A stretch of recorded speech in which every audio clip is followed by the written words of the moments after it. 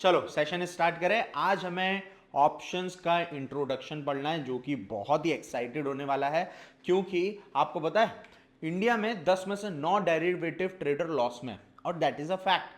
अच्छा, लॉस में क्यों है पता है आपको?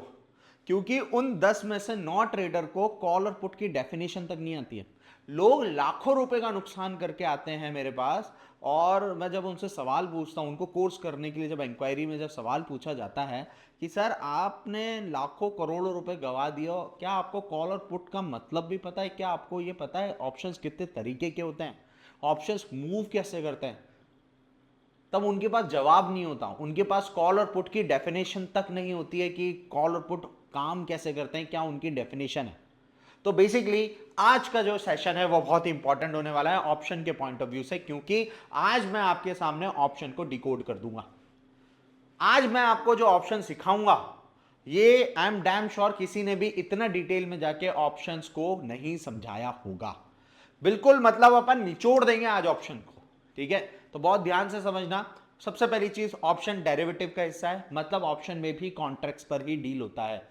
मॉड्यूल 1 की अगर आप वीडियो जाके देखेंगे तो आपको समझ में आएगा, जहां पर मैंने डेरिवेटिव सेगमेंट को बहुत अच्छे से एक्सप्लेन किया है, वहां पे उसकी कैरेक्टरिस्टिक के ऊपर बात की है, ठीक है? तो चलो आज अपन ऑप्शंस पे स्टार्ट करते हैं।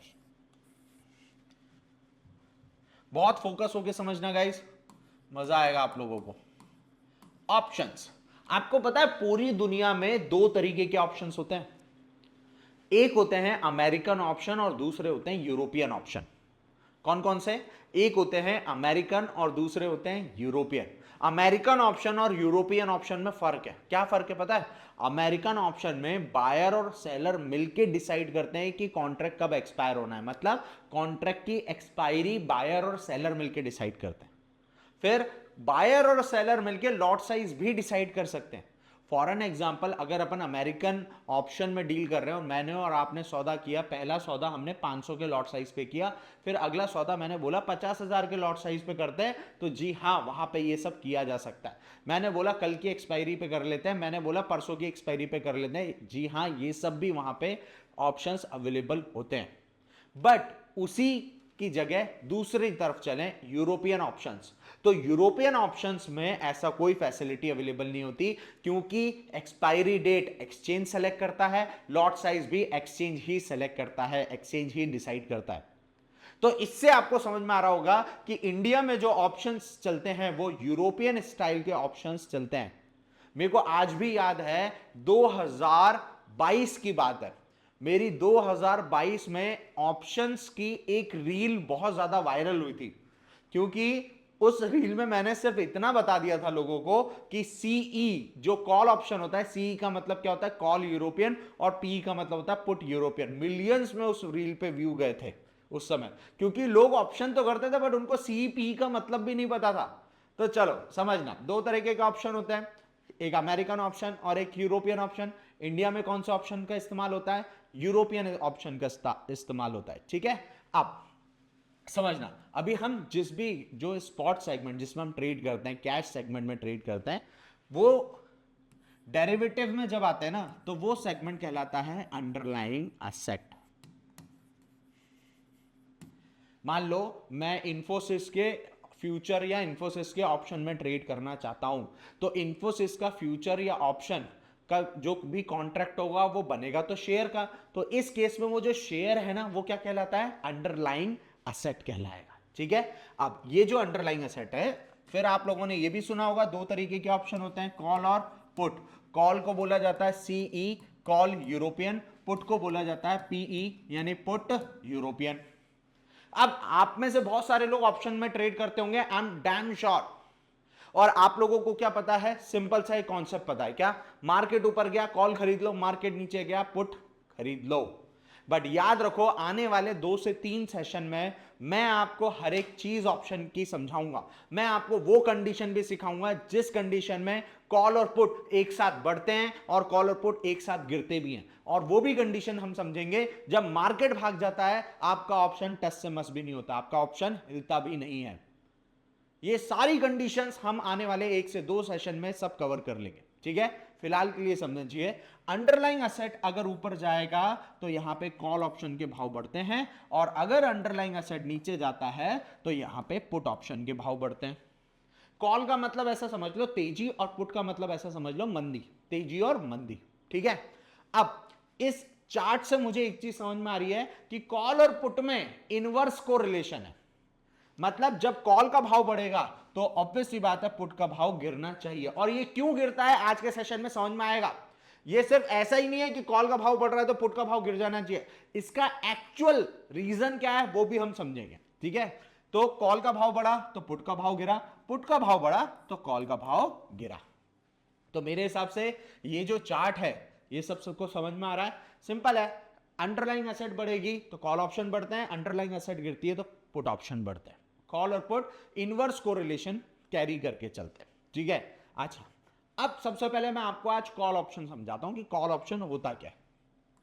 कॉल ऑप्शन की एक डेफिनेशन है गाइस, क्या डेफिनेशन है कि right to buy but not obligation to buy. ये डेफिनेशन का मतलब अभी मैं थोड़ी देर से समझाता हूं, है ना, समझिए। सबसे पहले एक एग्जांपल लेते हैं फिर इस डेफिनेशन को समझेंगे। देखो मान लेते हैं इन्फोसिस है ना, इन्फोसिस का करंट भाव मैं अभी देख लेता हूं कितना चल रहा है, एक सेकेंड लगेगा। इन्फोसिस क्या चल रहा है, इन्फोसिस चल रहा है ऑलमोस्ट 1616। कितना चल रहा है, 1616। ठीक है, अब मैंने कहा यार इन्फोसिस 1616 चल रहा है, मैंने कहा चलो कोई भी एक्स वाई जेड मैंने कोई भी सेटअप लगाया हो, मुझे लग रहा है इन्फोसिस 1616 से उठ के 1660 आ जाएगा। 1616 से उठ के कितना आ सकता है, 1660 आ सकता है। अब अगर 1616 से 1660 आ रहा है तो इसमें तेजी दिख रही है कि मंदी, तेजी। और अगर तेजी दिख रही है तो हम कौन से ऑप्शन पे जाएंगे, कॉल ऑप्शन की पुट ऑप्शन, कॉल ऑप्शन पे जाएंगे। ठीक है, मतलब ये स्ट्रेट हो गया कि मार्केट में तेजी दिख रही है, इन्फोसिस में तेजी दिख रही है तो हम कॉल ऑप्शन को बाय करेंगे। अब क्या होता है, ऑप्शंस का चुनाव करने में सबसे अहम डिसीजन होता है सही स्ट्राइक प्राइस का चुनाव करना। अब ये स्ट्राइक प्राइस क्या होती है, स्ट्राइक प्राइस एक ऐसी प्राइस होती है जिसका आप कॉन्ट्रैक्ट करते हो। जैसे समझना, मान लेते हैं इन्फोसिस 1616 चल रहा है, मुझे लग रहा है 1660 जाएगा, तो मैं क्या करूं, 1660 का कॉन्ट्रैक्ट खरीद लूं, मतलब 1660 की स्ट्राइक प्राइस का कॉल खरीद लूं। इसको और अच्छे से समझते हैं, देखिए अब मैं जाता हूं ऑप्शन चेन पे, वेट, ये एनएससी की ऑप्शन चेन है गाइस, है ना। एनएससी की ऑप्शन चेन में मैं यहां पे सबसे पहले तो इसको थोड़ा सा छोटा कर लेते हैं, अब आपको दिखेगा। यहां पे गया मैं, यहां पे सबसे पहले इन्फोसिस पे जाऊंगा, ये इन्फोसिस। ठीक है, अब दुनिया की कोई भी ऑप्शन चेन हो, मैं कह रहा हूं कोई भी ऑप्शन चेन हो, याद रखना हमेशा सेंटर में,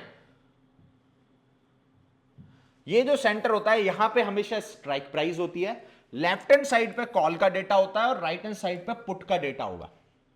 ठीक है, अब यहां पे आप देखेंगे अलग अलग स्ट्राइक प्राइस के ऑप्शंस के, मतलब स्ट्राइक प्राइसेस के ऑप्शंस अवेलेबल है। जैसे 1320, 1360, 1400, 1420, 1440, 1460, 1480, 1500, 1520, नीचे की तरफ आपको वैल्यू बढ़ती हुई दिखाई दे रही है। ठीक है, अब यहां पे आप एक चीज नोटिस करना, यहां पे हर 20 रुपए के गैप पे आपको अलग अलग स्ट्राइक प्राइस अवेलेबल है।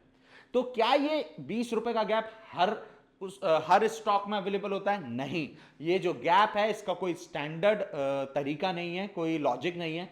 ये हमेशा क्या होता है, स्टॉक की प्राइस के अकॉर्डिंग होता है। मान लो कोई शेयर है जो जिसका भाव 200 रुपए, अब 200 रुपए के भाव पे क्या हम 10% दूर की स्ट्राइक प्राइस बनाएंगे? नहीं, वहां पे 1 रुपए, 1.5 रुपए, 50 पैसे, इतनी दूरी पे आपको स्ट्राइक प्राइस अवेलेबल रहती है। तो अगर आपको स्ट्राइक प्राइस का गैप समझना है तो आपको ऑप्शन चेन पे आके देखना ही पड़ेगा, इसका कोई स्टैंडर्ड लॉजिक नहीं है। ठीक है, अब यहां पे आप देखें इन्फोसिस, यहां पे आप देखेंगे हर एक स्ट्राइक प्राइस का कॉल भी अवेलेबल होता है, पुट भी अवेलेबल होता है, क्योंकि मार्केट में हर समय किसी ना किसी को यह लग रहा होता है कि मार्केट ऊपर जाएगा और किसी को लग रहा होता है मार्केट नीचे जाएगा।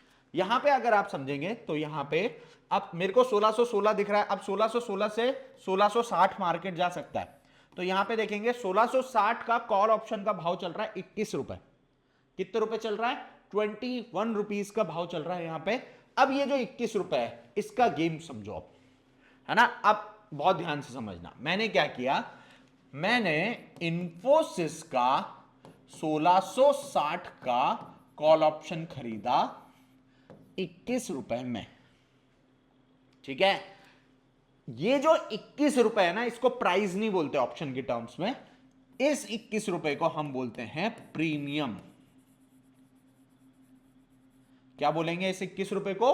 प्रीमियम। थोड़ा सा जब भी आप ये सेशन देखो, आज का जो सेशन अटेंड कर रहे हो ना, तो बहुत ध्यान लगा के अटेंड करना, क्योंकि ऑप्शन बहुत टिपिकल प्रोडक्ट है। अभी बहुत सारी कैलकुलेशन होने वाली है, तो बहुत खुले दिमाग से इस वीडियो को देखो, मतलब इस सेशन को देखो आप, ठीक है।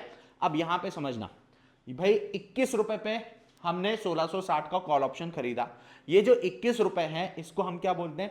प्रीमियम। क्या बोलते हैं? प्रीमियम। अब किसी भी ऑप्शन की, कोई भी ऑप्शन हो, मत चाहे वो कॉल हो या चाहे पुट हो, किसी भी ऑप्शन की जो प्रीमियम होती है ना, वो दो चीजों से मिलके बनती है। कौन कौन सी दो चीजें हैं वो समझना।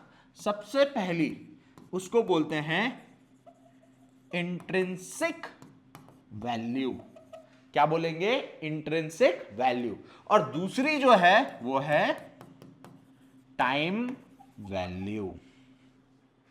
पहली है इंट्रिंसिक वैल्यू और दूसरी है टाइम वैल्यू। टाइम वैल्यू समझ लो पहले। टाइम वैल्यू यानी समय की कीमत। समय की कीमत कैसी है? जितना समय एक्सपायरी में बचा है उतनी ज्यादा कीमत। जैसे जैसे एक्सपायरी करीब आएगी, ये जो समय की कीमत है ये भी खत्म हो जाएगी, और जिस दिन एक्सपायरी होगी टाइम वैल्यू का जीरो होना तय। समय खत्म, उसकी कीमत खत्म। याद रखना, मतलब दुनिया में कुछ भी हो जाए, टाइम वैल्यू का एक्सपायरी पे जीरो होना तय है, ठीक है। अब इंट्रिंसिक वैल्यू का यहां पे एक फॉर्मूला है। क्या फॉर्मूला है? कि अगर हम अंडरलाइंग असेट में से स्ट्राइक प्राइस माइनस कर देंगे, क्या बोला मैंने? अंडरलाइंग असेट में से अगर हम स्ट्राइक प्राइस माइनस कर देंगे, तो हमें उन दोनों के बीच का जो गैप है वो क्या मिलता है? एज अ इंट्रिंसिक वैल्यू मिलता है, ठीक है। अब मेरे हिसाब से मेरे पास एक इक्वेशन आ गई।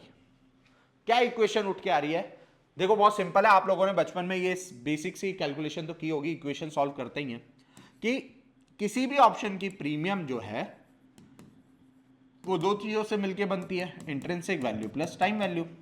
अब मेरे पास प्रीमियम तो है 21 रुपए, तो क्या मैं इस 21 रुपए को के टुकड़े करके ये समझ सकता हूं कि कितने रुपए इसमें टाइम वैल्यू और कितने रुपए एज ए इंट्रिंसिक वैल्यू है? बिल्कुल किया जा सकता है। फॉर्मूले में जस्ट पुट ऑन करना है। देखो 21 रुपए is equal to intrinsic value. Intrinsic value क्या है? अंडरलाइंग एसेट में से स्ट्राइक प्राइस माइनस कर दो प्लस टाइम वैल्यू, ठीक है। 21 रुपए is equal to underlying asset कितना चल रहा है? ये जो 1616 कैश का भाव है ये कहलाएगा आपका अंडरलाइंग एसेट, और जो ये 1660 का भाव है ये कहलाएगा आपका स्ट्राइक प्राइस,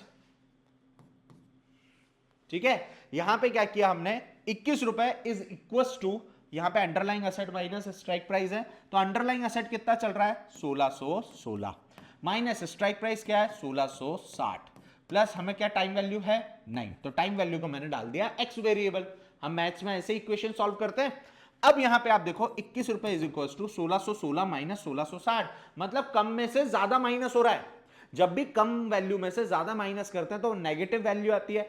आप खुद ही बता दो, स्टॉक मार्केट में आपने, इक्विटी मार्केट में कभी भी कोई भी चीज नेगेटिव ट्रेड होती देखी?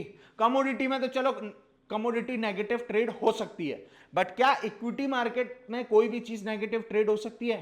नहीं हो सकती। इसका मतलब हम नेगेटिव चीज को क्या ले लेंगे? ज्यादा से ज्यादा जीरो काउंट कर लेंगे plus x.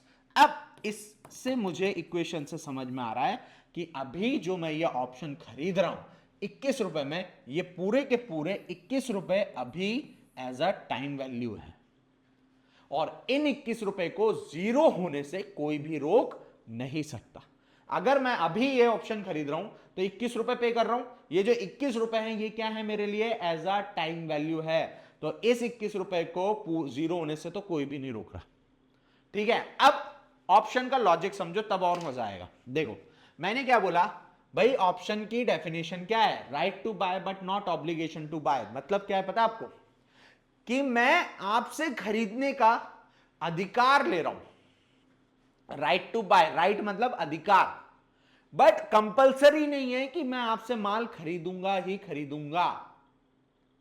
Right to buy मतलब खरीदने का अधिकार लेना, but not obligation to buy मतलब कंपलसरी नहीं है, मैंडेटरी नहीं है कि मैं आप ही से शेयर खरीदूं।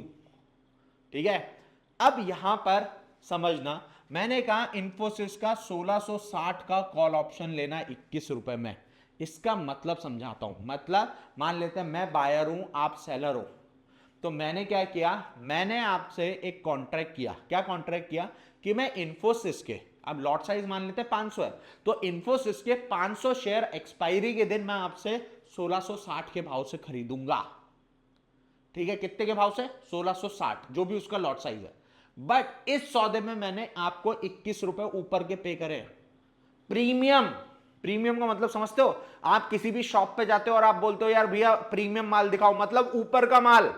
यहां पे आप देखोगे सौदा हो रहा है 1660 में, जो भी लॉट साइज है, बट मैं इस सौदे में 21 रुपए ऊपर के दे रहा हूं। पता है किस चीज के दे रहा हूं?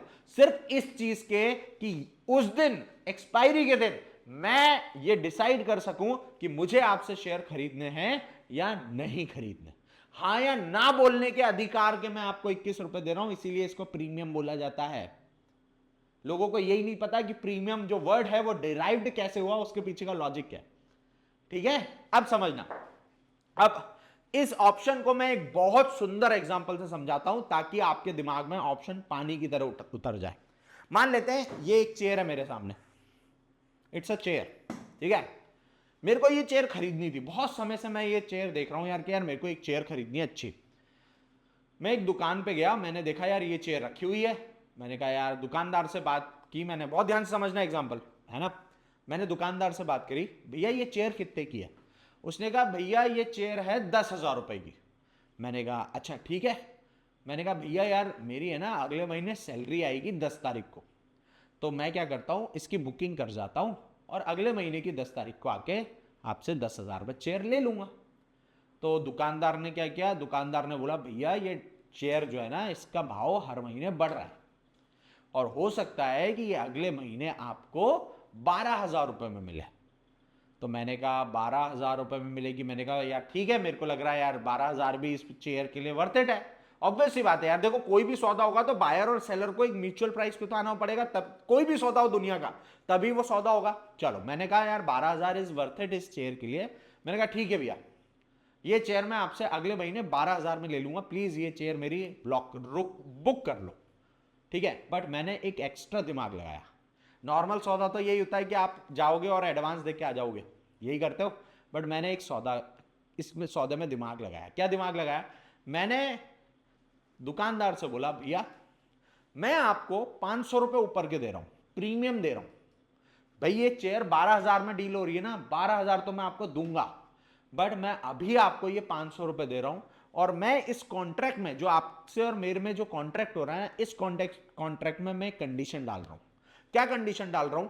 कि यार कि जिस दिन मेरे को चेयर लेने आना है उस दिन मैं डिसाइड करूंगा कि मुझे आपसे चेयर चाहिए या नहीं चाहिए।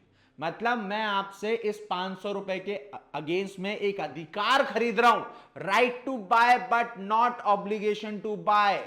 मतलब अधिकार इस चीज का खरीद रहा हूं कि एक्सपायरी के दिन मैं डिसाइड करूंगा कि मुझे ये चेयर चाहिए या नहीं चाहिए। अगर चाहिए होगी तो मैं आपसे 12,000 में चेयर लूंगा, और अगर नहीं चाहिए होगी तो मैं आपको मना कर दूंगा। दोनों ही केस में मेरे 500 रुपए की जो प्रीमियम है ये आपकी हो जाएगी। समझ में आया? अब एक्सपायरी, मतलब एक्सपायरी क्या, सॉरी, अपन बात करते हैं 10 तारीख की, अगले महीने मेरी सैलरी आ जाती है। अब देखो प्रोबेबिलिटी अगर आप समझो तो क्या होगा, या तो चेयर का भाव बढ़ेगा, या तो वही रहेगा, या तो चेयर का भाव गिर जाएगा। इन तीनों में से कुछ और हो सकता है कि इन तीनों के अलावा कुछ भी नहीं हो सकता। सिर्फ ये तीन ही कंडीशन है जो होगी। ठीक है, तीनों कंडीशन समझना, आप एक एक करके समझाता हूं। 10 तारीख को मेरी सैलरी आ जाती है, मैं घर से निकलता हूं, चलो आज चेयर लेंगे। तो मैं मार्केट में दूसरी दुकान पे चला गया, मैंने कहा एक बार भाव तो पता कर लें मार्केट में क्या भाव है। तो मैं दूसरी दुकान पे गया और उसने बोला भैया ये जो चेयर है ये 9,000 रुपए की है। कितने की है चेयर? 9,000 रुपए की है। वहां पे सौदा कितने का करके आया मैं? 12,000 रुपए का। अब आप सोचो, यहां पर मैं अपने अधिकार का इस्तेमाल करूंगा, मेरे 500 रुपए डूबेंगे, डूब जाएं, बट डूबे नहीं, वो स्मार्टनेस है।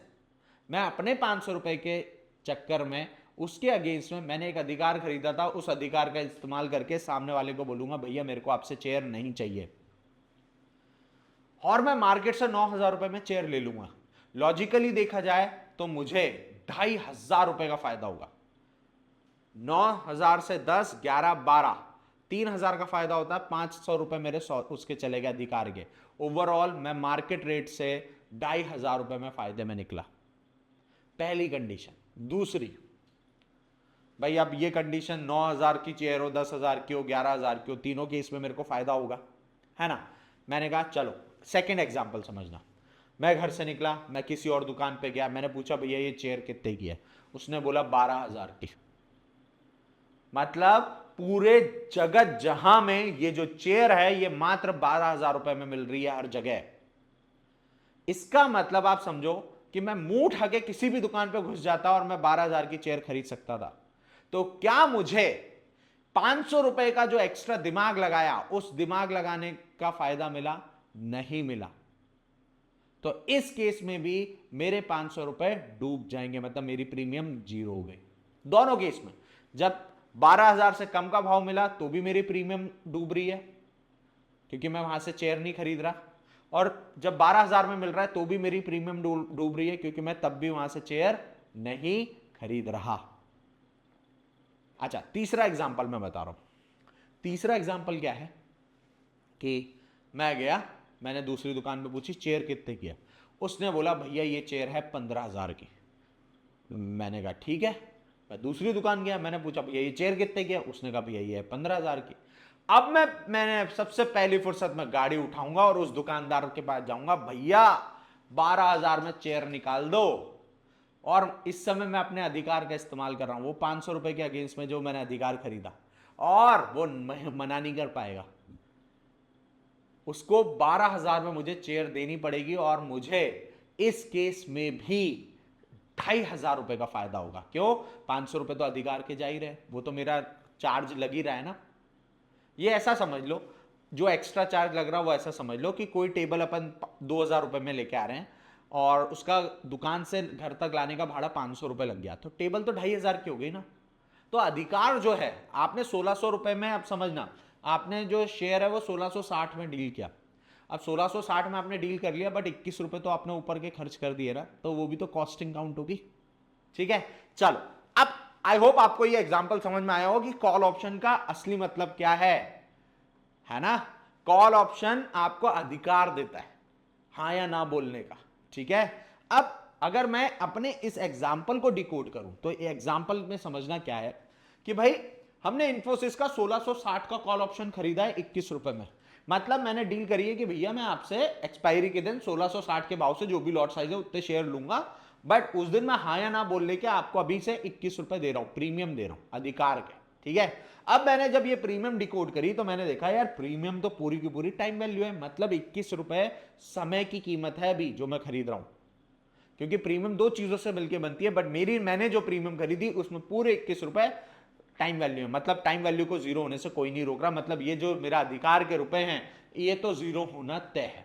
ठीक है, अब समझो मैंने कहा क्या, एक्सपायरी की बात करते हैं। एक्सपायरी के दिन तीन ही कंडीशन हो सकती है, या तो भाव वहीं रहेगा, या तो भाव बढ़ जाएगा, या तो भाव गिर जाएगा। तीनों कंडीशन समझ लो क्या होने वाला है। पहला केस, मैंने कहा अंडरलाइंग एसेट कहीं पे भी नहीं गया, वो अभी भी 1,616 चल रहा है।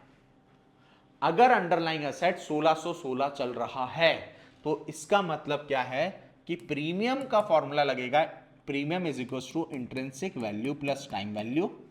Premium is equal to intrinsic value क्या है, यहां पे underlying asset 1,616 minus strike price 1,660 plus time value 0। क्योंकि अब हम एक्सपायरी की कैलकुलेशन कर रहे हैं, तो एक्सपायरी की कैलकुलेशन में ये जो टाइम वैल्यू है ये क्या हो गई, वो 21 रुपए क्या हो गए, जीरो हो गए। वो उनका तो जीरो होना तय था ना, इसीलिए वो हिस्सा जीरो हो गया। अब यहां पे आप देखोगे प्रीमियम इज इक्वल टू, कम में से ज्यादा माइनस हो रहा है, मतलब 0 प्लस 0, आपकी प्रीमियम क्या हो गई, 0। अब ऑब्वियस सी बात है यार, जब मैंने सौदा 1660 में किया है, तो यार मार्केट में 1616 के मिल रहे हैं, तो यार मैं बेवकूफ थोड़ी हूं जो 1660 में सौदा करूंगा। मैं तो मार्केट के रेट से 1616 में माल नहीं उठा लूंगा भाई। ठीक है मेरे 21 रुपए डूबे डूबे, बट मैं 16 में माल उठाऊंगा ना। समझ में आया? अब सेकंड अगर मैं बात करूं, मैंने कहा चलो भाई अंडरलाइंग असेट 1660 आ भी गई, हम तेजी एक्सपेक्ट कर रहे थे ना, मैंने कहा चलो तेजी आ भी गई, तो अब क्या होगा भाई? देखो premium is equal to intrinsic value plus time value. Premium is equal to 1660 minus 1660 plus 0। Premium is equal to 0 plus 0। अभी भी प्रीमियम 0 हो गई। अब आप देखो यहां आपका लॉजिक काम नहीं करेगा। आप लोग क्या बोलते हो कि यार मार्केट ऊपर गया तो कॉल ऑप्शन भाग जाना चाहिए था। मार्केट ऑलमोस्ट 40 रुपए आ गया है। मैं एक चीज बता देता हूं गाइस, याद रखना ऑप्शन का। ऑप्शन जो प्रोडक्ट है वो बना भी इक्वेशन पे और खत्म भी इक्वेशन पे होता है। और ये बात लिख के ले लो, मैं कह रहा हूं अगर आप मेरे को निफ्टी या किसी भी चीज की, किसी भी ऐसे स्टॉक की क्लोजिंग प्राइस बता दोगे ना कि ये मार्केट इतने पे बंद हो रहा है, मैं उसका हर एक स्ट्राइक प्राइस की प्रीमियम कैलकुलेट करके बता सकता हूं डिट्टो, कि अगर निफ्टी इतना बंद हुआ तो उसका ये प्रीमियम, ये जो ऑप्शन है चाहे वो कॉल हो या पुट हो, वो इतने रुपए पे बंद होगा। क्योंकि मैं बार बार बोलता हूं अपने स्टूडेंट को, ये जो प्रोडक्ट है ये बना इक्वेशन पे और ये खत्म भी इक्वेशन पे ही होता है। अब यहां पे आप समझो कि यहां पे क्या हुआ भाई, जो शेयर मैंने 1660 में डील किया वो दुनिया जहां में 1660 का बिक रहा है, तो मेरे 21 रुपए ऊपर के खर्च करने का कोई सेंस बना? नहीं बना।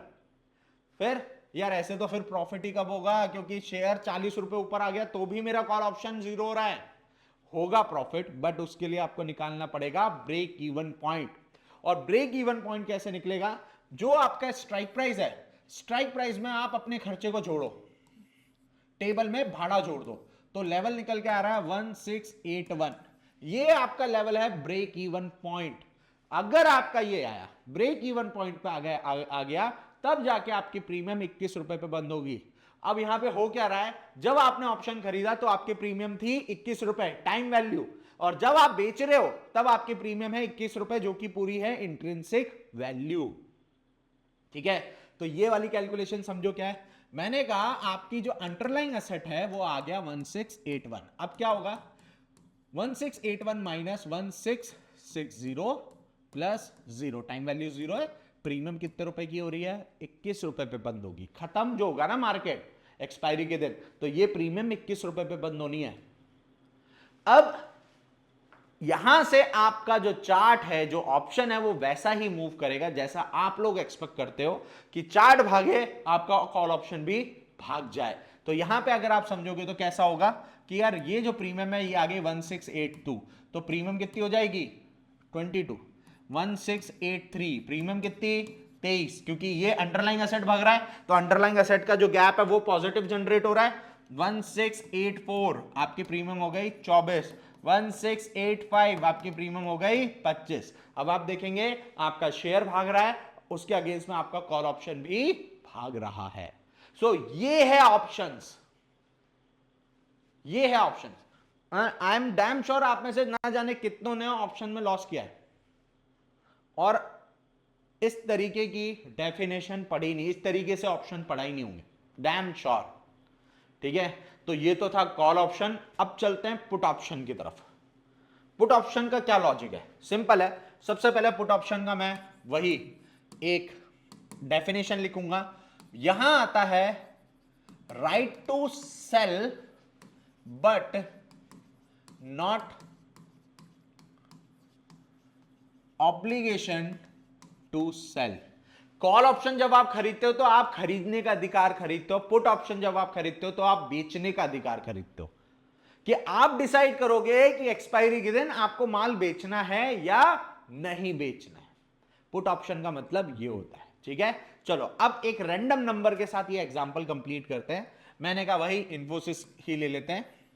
इन्फोसिस 1616 चल रहा है, मैंने कहा चलो 1580 मुझे लग रहा है आ सकता है, तो मुझे मंदी दिख रही है, तो मैंने क्या किया, इन्फोसिस का 1580 का पुट ऑप्शन ले लिया। कितने रुपए में? चलो मैंने बोला अपन ने 10 रुपए में लिया। अब रैंडम नंबर के साथ अपन एग्जांपल कर रहे हैं। 1580 का पुट ऑप्शन अपन ने 10 रुपए में ले लिया, ठीक है।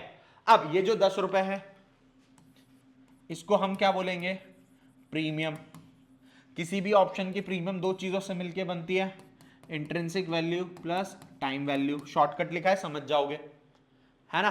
अब अभी थोड़ी देर पहले जब मैंने सेशन स्टार्ट किया था तो मैंने आपको बताया था कॉल भागता है तो पुट गिरता है, और पुट भागता है तो कॉल गिरता है। मैंने ये भी बताया था कि ये इसके पीछे लोगों को ये पता है कि भाई इनके बीच में इनवर्स को रिलेशन है। समझना कि सबको पता है दुनिया में कि कॉल भागते तो पुट गिरते हैं और पुट भागते तो कॉल गिरते हैं, बट किसी को भी इसके पीछे का लॉजिक नहीं पता है।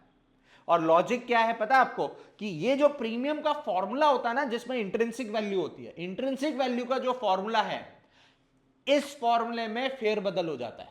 जहां पे कॉल में फॉर्मूला था underlying asset minus strike price, यहां पे अंडरलाइंग एसेट बाद में आएगा, स्ट्राइक प्राइस पहले, मतलब strike price minus underlying asset. यहां पे क्या हुआ, एक्चुअल में फॉर्मूला अपोजिट हो गया। वहां अंडरलाइंग में से स्ट्राइक प्राइस माइनस हो रही थी, यहां स्ट्राइक प्राइस में से अंडरलाइंग माइनस हो रही है। इस वजह से कॉल और पुट की वर्किंग जो है ना वो एक दूसरे के कैसी हो गई, अपोजिट हो गई। बहुत सारे लोगों को तो पता ही नहीं है, बस ये पता है कि कॉल और पुट एक दूसरे के अपोजिट चलते हैं, बट क्यों चलते हैं, इस फॉर्मूले के कारण चलते हैं, ठीक है। अब यहां से एक वापस से इक्वेशन निकल के आई, मतलब मैं इस 10 रुपए के टुकड़े करके ये देख सकता हूं कि इस 10 रुपए की प्रीमियम में कितनी टाइम वैल्यू की वैल्यू है और कितनी इंट्रिंसिक वैल्यू है। चलो कर लेते हैं, देखो 10 रुपए is equal to intrinsic value plus time value. 10 रुपए is equal to intrinsic value, strike price क्या है 1580 माइनस शेयर चल रहा है 1616 प्लस एक्स। मैं एक्स क्यों लिख रहा हूं, क्योंकि अभी एक्सपायरी की कैलकुलेशन नहीं कर रहे, अभी तो हम आज की कैलकुलेशन कर रहे हैं जिसमें टाइम वैल्यू होगी कुछ। टाइम वैल्यू एक्सपायरी के दिन जीरो होती है। अब यहां पे मैंने क्या किया, 10 रुपए इज इक्वल टू कम में से ज्यादा माइनस हो रहा है, मतलब 0 प्लस एक्स, 10 रुपए पूरा का पूरा एक्स निकल के आ गया। इससे मेरे को एक चीज समझ में आई कि पूरे के पूरे 10 रुपए फिर से मैं क्या पे कर रहा हूं, टाइम वैल्यू। मतलब इस 10 रुपए को जीरो होने से कोई भी रोक नहीं सकता, कोई भी नहीं रोक पाएगा, ठीक है। अब वापस से वही सिनेरियो, एक्सपायरी की कैलकुलेशन पे आते हैं, है ना। या तो शेयर वहीं होगा, या तो बढ़ गया होगा, या तो गिर गया होगा, इन तीनों के अलावा और कुछ नहीं हो सकता। चलो देखो, पहला केस मैंने कहा अंडरलाइंग असेट वहीं की वहीं रह गई 1616 की। अब कैलकुलेशन कैसी होगी, premium is equal to intrinsic value plus time value. Premium is equal to intrinsic value क्या है भाई, स्ट्राइक प्राइस कितनी है 1580 माइनस 1616, टाइम वैल्यू क्या हो गई 0, क्योंकि अब हम एक्सपायरी की कैलकुलेशन कर रहे हैं। प्रीमियम इज इक्वल टू कम में से ज्यादा गया 0 प्लस 0, प्रीमियम क्या हो गई 0। क्यों हो गई 0 पता है, क्योंकि भैया अब पुट ऑप्शन में अपन ने बेचने का अधिकार खरीदा, तो आप समझो 1580 पे बेचूंगा और एक 1616 पे बेचूंगा, मेरे को ज्यादा फायदा कब होगा, जब मैं 1616 पे बेचूंगा। तो यार जब मार्केट रेट 1616 का चल रहा है तो 1580 में मैं बेवकूफ थोड़ी हूं कि बेचूंगा, भाई होगा मेरे को जो भी प्रीमियम का नुकसान हो जाए, है ना। समझ में आया। इसीलिए यहां पे मेरा अधिकार मैंने इस्तेमाल करके सामने वाले को मना कर दिया कि भैया मैं आपको माल नहीं बेचूंगा, और इस केस में मेरे अधिकार के जो रुपए हैं वो क्या हो गए, 0 हो गए, ठीक है। दूसरा अंडरलाइंग एसेट, मैंने बोला आपने जहां एक्सपेक्ट किया था वहां आ गई। आप गिरावट एक्सपेक्ट कर रहे थे ना 1580 की, मैंने कहा चलो 1580 की गिरावट आ गई, शेयर 1580 पे आ गया, ऑलरेडी 40 रुपए नीचे है। अब यहां पे ऑप्शन की क्या हालत होगी भाई, सिंपल है, वही चीज होगी 1580 माइनस 1580 प्लस 0, अभी भी आपका ऑप्शन क्या हो रहा है 0। क्यों हो रहा है पता है यार, मैंने 1580 में बेचने का सौदा किया, अब दुनिया जहां में 1580 में माल बिक रहा है, तो मुझे स्पेशल और ये जो अधिकार खरीदने का कोई फायदा हुआ क्या, नहीं हुआ।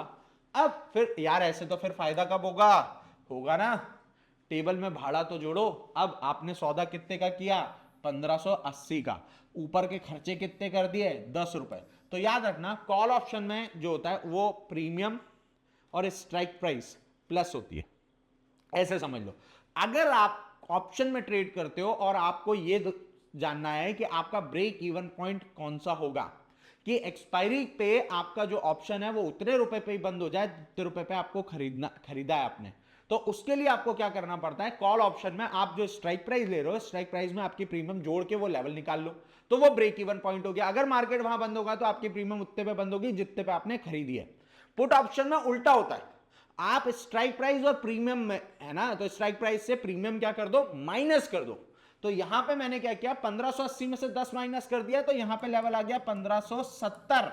तो आप देखेंगे मैंने बोला अगर अंडरलाइन एसेट आ गई है 1570, तो इसका मतलब क्या होगा, 1580 माइनस 1570 प्लस 0। अब देखें आप प्रीमियम कितने रुपए की बच रही है, 10 रुपए की।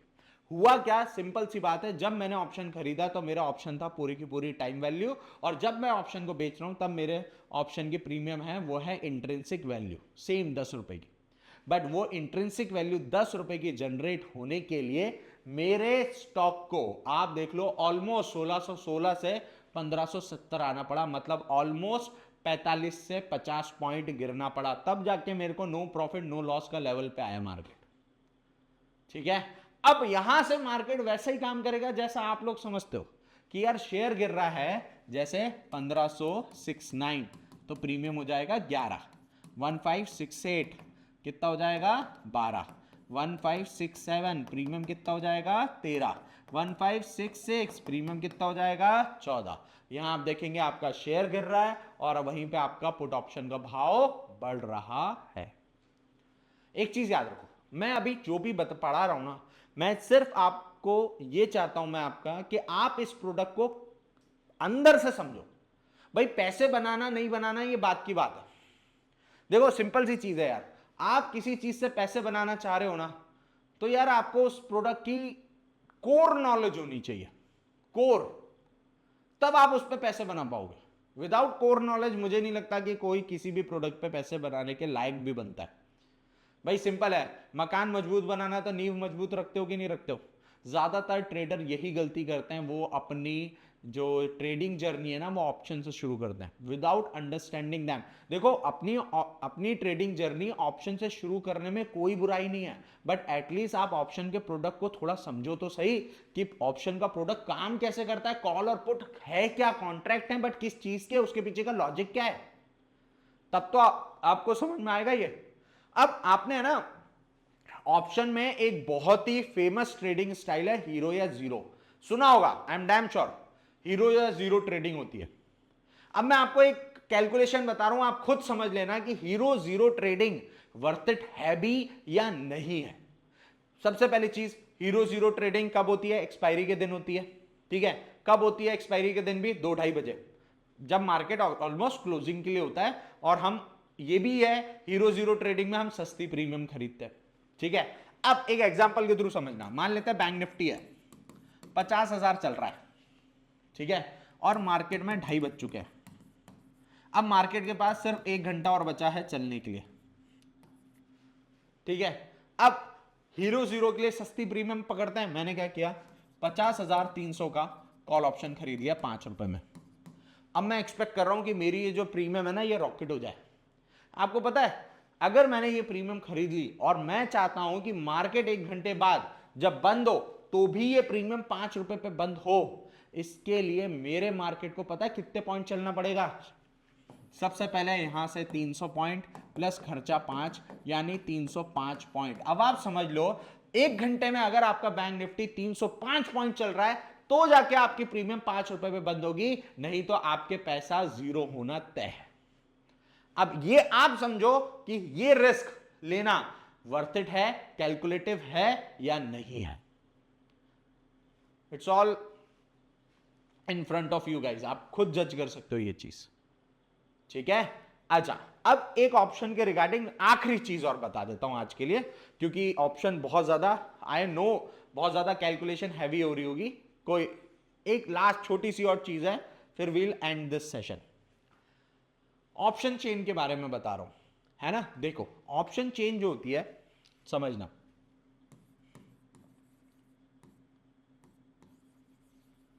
ये अंडरलाइंग एसेट लिखा मैंने, इधर कॉल का डेटा होता है, इधर पुट का डेटा होता है ना। इधर कॉल का डेटा है और उधर पुट का डेटा है, समझना। कॉल मतलब तेजी, पुट मतलब मंदी, ठीक है। मैंने कहा अंडरलाइंग एसेट चल रहा है 1000 पे, शेयर कितने पे चल रहा है, क्या भाव चल रहा है उसका 1000 का, तो भाई 1000 का कॉल भी अवेलेबल है, 1000 की स्ट्राइक प्राइस का कॉल भी अवेलेबल होता है और 1000 का पुट भी अवेलेबल होता है, ठीक है। तो जो भी करंट मार्केट प्राइस का जो सबसे पास का जो स्ट्राइक प्राइस अवेलेबल होता है, उस स्ट्राइक प्राइस को बोला जाता है एट द मनी ऑप्शन। क्या बोला जाएगा? एट द मनी ऑप्शन, यानी एटीएम ऑप्शन बोला जाएगा, ठीक है। अब यहां पे एक लॉजिक देखो, बहुत आई थिंक ये तो इतना तो इंटेलेक्चुअल लेवल सब में होता है। मान लेते हैं निफ्टी जो है वो 26,000 चल रहा है, या कोई वैसा नंबर लेते हैं 26,027 चल रहा है। कितना चल रहा है? 26,027। अगर निफ्टी 26,027 चल रहा है और मैंने कहा दो स्ट्राइक प्राइस अवेलेबल है, एक है 26,000 और एक है 26,050, तो उसके लिए एट द मनी कौन सा होगा? 26,050 का। क्यों? क्योंकि 26,027 से 26,050 ज्यादा करीब है, ना कि 26,000, ठीक है। तो हमेशा एट द मनी कैलकुलेशन ऐसी करनी चाहिए, जो भी स्ट्राइक प्राइस पास में आ रही है, जो ज्यादा पास में हो वो एट द मनी कहलाएगी, ठीक है। अब एक चीज समझना, अपन क्या करते हैं, अपन पहले कॉल की बात करते हैं। कॉल का मतलब क्या होता है? तेजी। कॉल का मतलब क्या होता है? तेजी। तो समझना भाई, अभी तेजी कितने पे चल रही है, एक चीज समझो, तेजी कितने पे? 1000 रुपए पे तेजी है, ठीक है।